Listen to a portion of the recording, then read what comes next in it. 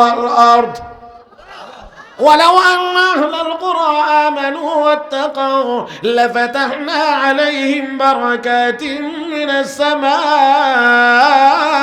والأرض আল্লাহ রাব্বুল আলামিন বলেন ঈমানদার যদি তাকওয়াওয়ালা হয়ে যাও আসমান জমিনের সকল বরকতের দরজা আমি আল্লাহ তোমাদের জন্য খুলে দেব।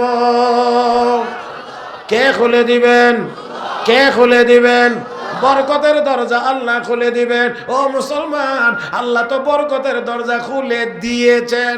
7.5 কোটি জনগণ নিয়ে দেশ স্বাধীন হয়েছিল, তখন খাবারের কষ্ট ছিল, মানুষ না খাইয়া কষ্ট করত।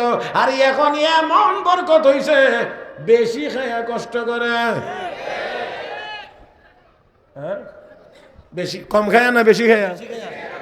ডাক্তারে আগে আমি ছোট সময় দেখছি মাঝে মাঝে ডাক্তারে কইতো পেট ভরে খায়েন, খান না তো শরীর স্বাস্থ্য কেমনে ভালো থাকবো, খায়েন।